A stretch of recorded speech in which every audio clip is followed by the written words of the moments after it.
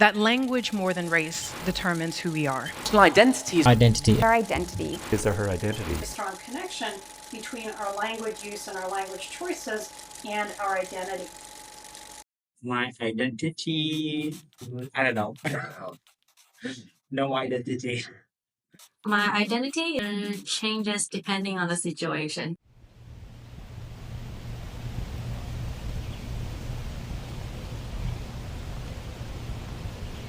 Hi, you can call me David. I am Vietnamese, but I was born in the Czech Republic. Hi, I'm Agnes, and I was born and raised in Vietnam, but I've been attending Taiwanese school since I was young. And my mom is Vietnamese, but my dad is Taiwanese, so I grew up exposed to both cultures. So sometimes I say I'm half Vietnamese, half Taiwanese, but sometimes I just say I'm Taiwanese or Vietnamese. Yeah. People say there's a difference between native language and heritage language.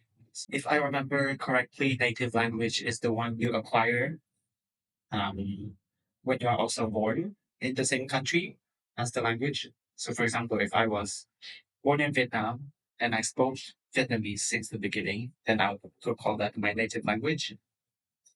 But since I was born as a diaspora, and the Vietnamese diaspora is like a minority in Czech Republic, then we would call it heritage language.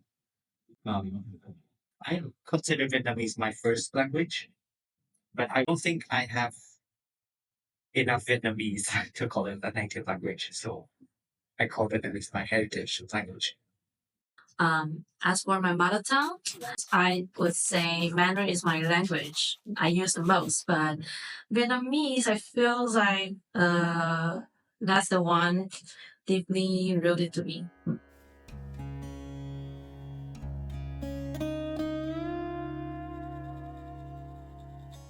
I think I always feel not Vietnamese enough. I think if I'm back at home, then I'm not Vietnamese enough because the culture is just different as a diaspora. And then talking or socializing with Vietnamese friends here in Taiwan, it's always a bit different because I'm not communicating at the level that they are. Especially when I hang out with my Vietnamese friends and they use slang I don't understand or talk about their experience I can relate to. In those moments, I felt left out and like I'm pretending to be a Vietnamese, but I'm not. But later I realized that everyone has a different background, so there's no single definition of cultural identity. So as long as I feel connected, care deeply, and continue to learn, I think that's enough. I guess the image of Vietnam has always been something I look back on.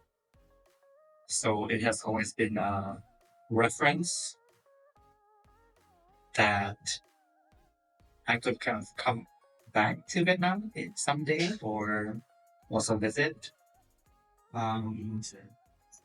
But I guess it hasn't been something permanent in my mind. In terms of culture, it has been an anchor for me as a third culture kid. Vietnam feels like a door in my heart. Most of the time, it stays closed. But the moment I hear Vietnamese or smell the fish sauce or pho or go back to my hometown, it just flies open. So it reminds me where I come from and it reassures me that no matter how far I go, there's always a place I can return to.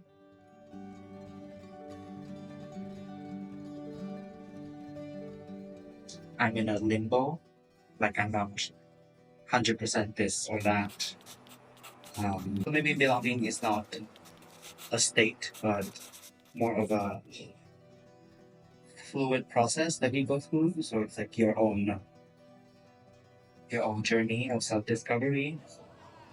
You will always belong somewhere and not belong somewhere. So it's just how you kind of navigate that.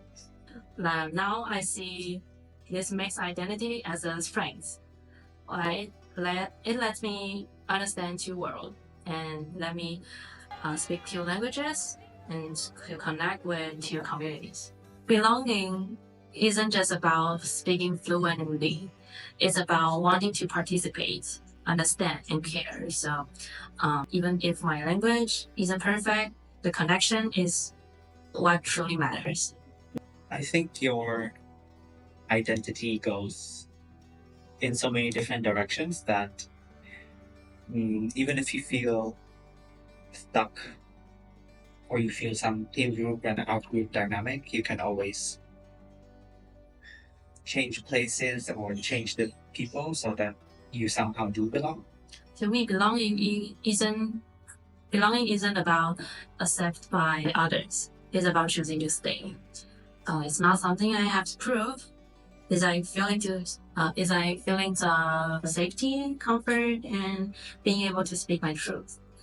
Belonging can be found with people I love, or in a familiar language, accent, or even just a quiet place inside myself.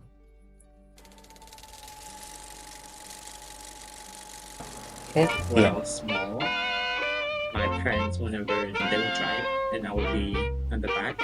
And then when they would arrive at a destination, they would say, hit điểm, which kind of signals like end of journey.